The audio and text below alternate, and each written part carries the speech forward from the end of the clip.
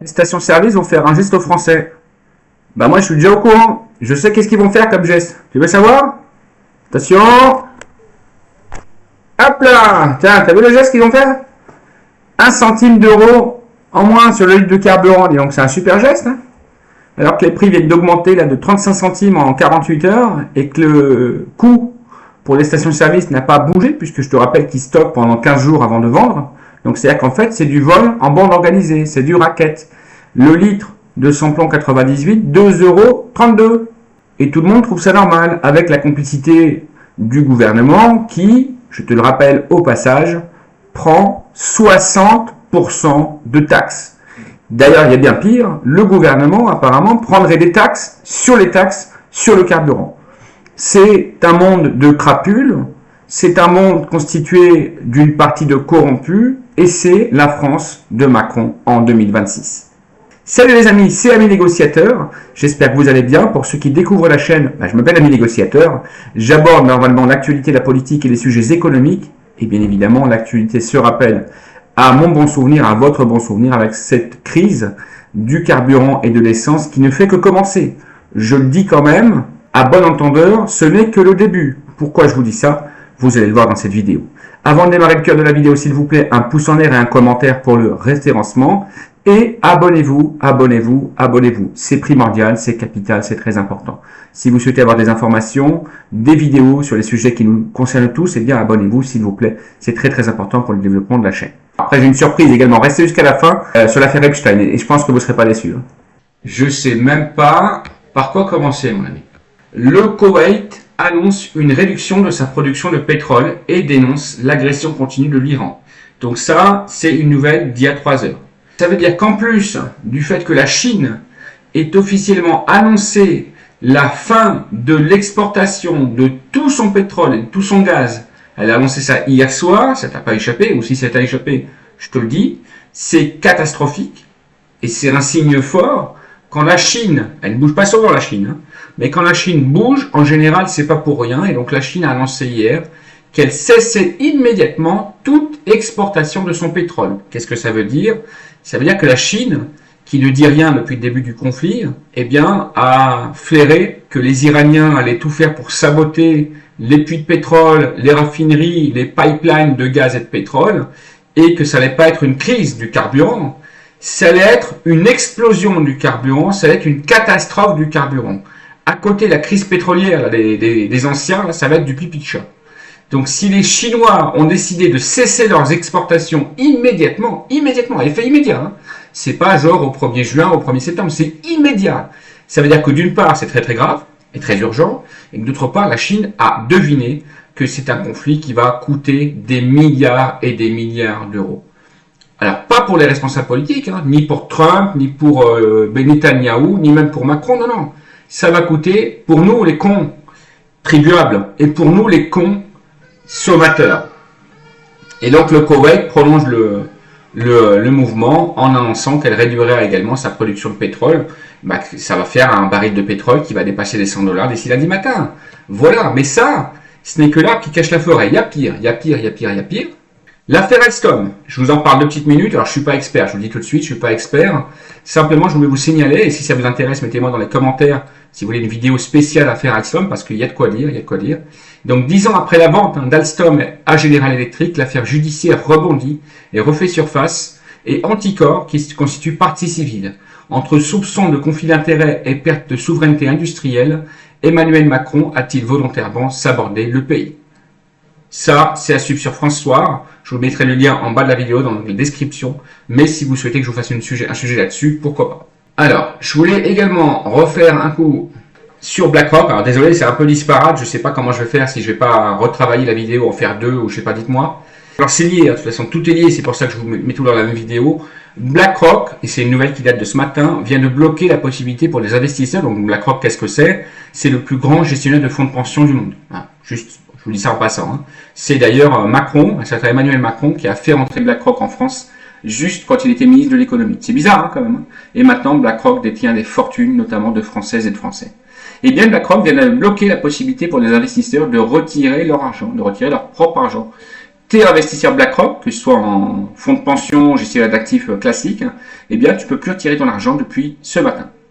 Est-ce que c'est lié à la crise du pétrole? Moi, j'en suis convaincu. Est-ce que c'est lié à leur plan, à leur nouvel ordre mondial? J'en suis également convaincu. Ils nous préparent une sauce. Sois convaincu que toutes ces grosses têtes-là nous préparent une sauce, nous préparent une sacrée surprise. Et à mon avis, ça va être encore plus grave que le Covid-19. C'est dire, c'est dire, c'est dire, c'est dire.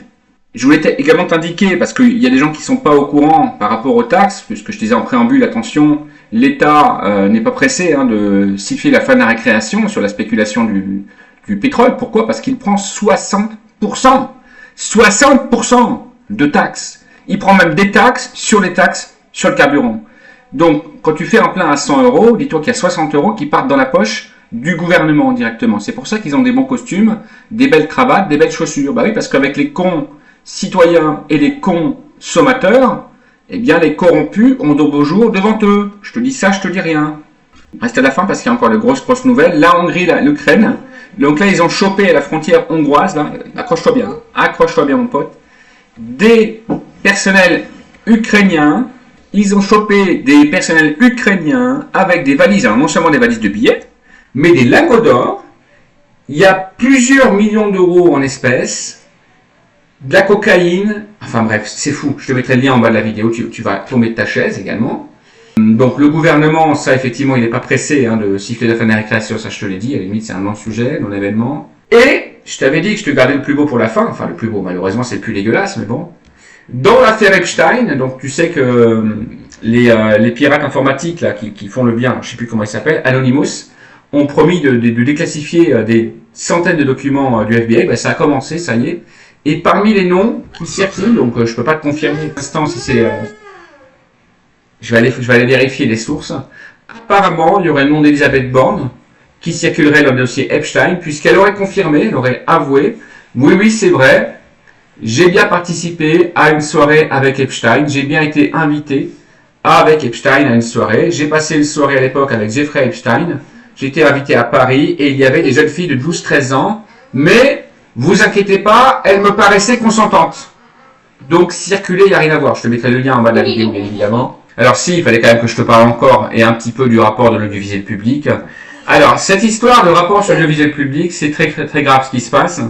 Je vais te faire une vidéo à part, je pense, là-dessus. Ils sont en train d'enterrer le rapport de l'audiovisuel public, tu sais, la commission sénatoriale, parce qu'ils auraient découvert apparemment, non pas un, non pas deux, non pas trois, mais des dizaines, accroche-toi bien, parce que c'est également du lourd, malheureusement, il y a tellement à dire. Pour ça, à mon avis, c'est fait exprès. Ils auraient découvert des dizaines d'emplois fictifs. Des dizaines d'emplois fictifs payés avec nos putains d'impôts, avec tes putains d'impôts. C'est fou ce monde.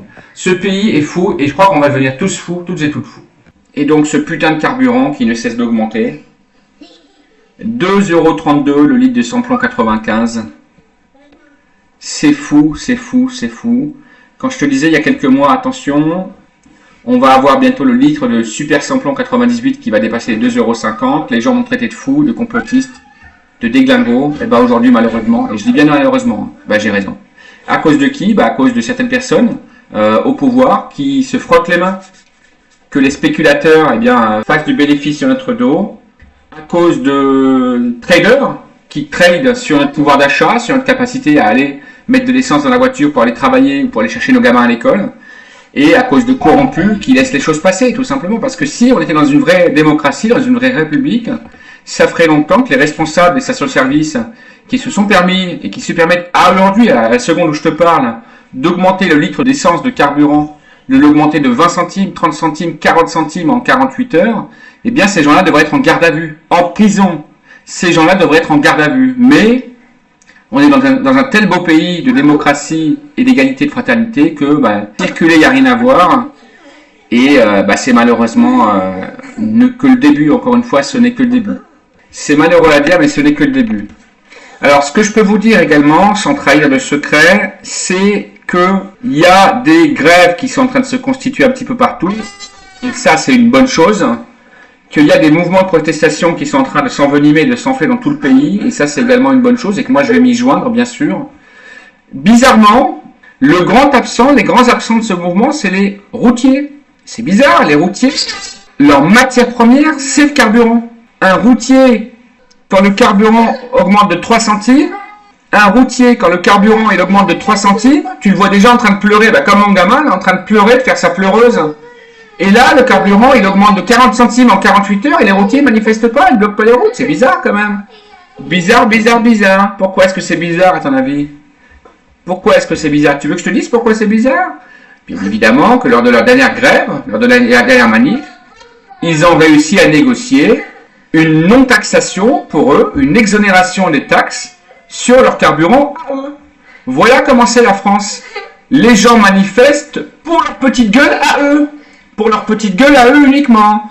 Et ils négocient des avantages et des privilèges pour leur petite gueule à eux. Et donc moi je soupçonne les routiers d'avoir négocié l'avantage de ne pas payer les taxes, c'est quand même énorme, 60% de taxes, hein, sur le carburant, dans leur petit coin, pour leur petite gueule, et de laisser les autres crever, tu vois. Et après ils demandent aux gens d'être solidaires. J'ai pas de preuve, hein, parce que mais franchement c'est quand même bizarre qu'il n'y ait pas un seul routier depuis le début du conflit, depuis l'explosion des prix à la pompe, qui pousse un coup de gueule. S'il n'y a aucun routier qui pousse un coup de gueule, c'est tout simplement qu'ils ne sont pas impactés, qu'ils ne sont pas touchés par la hausse du carburant. Donc, comment est-ce qu'ils ne peuvent pas être touchés par la hausse du carburant? Eh ben, c'est tout simplement qu'ils ont négocié en cachette, ils ont négocié derrière les rideaux, tout simplement, de ne pas payer les taxes. Et oui, tu rêves pas. On est bien dans la France de Louis XIV, où chaque petite caste, chaque petite corporation négocie ses petits avantages devant la cour du roi, en catimini, hein, baisse son froc, et négocie ses petits avantages, sa petite condition à la cour du roi. Rien n'a changé depuis Louis XIV, rien n'a changé. Et je pense que si certains parlent aujourd'hui de ressortir la guillotine, c'est pas pour rien. Je m'en arrêterai là parce que j'ai pas envie que mes mots ne dépassent mes pensées. Merci de m'avoir suivi jusqu'au bout. Abonnez-vous, abonnez-vous, abonnez-vous. Partagez, réagissez, commentez. Salut les amis, c'était Ami Négociateur.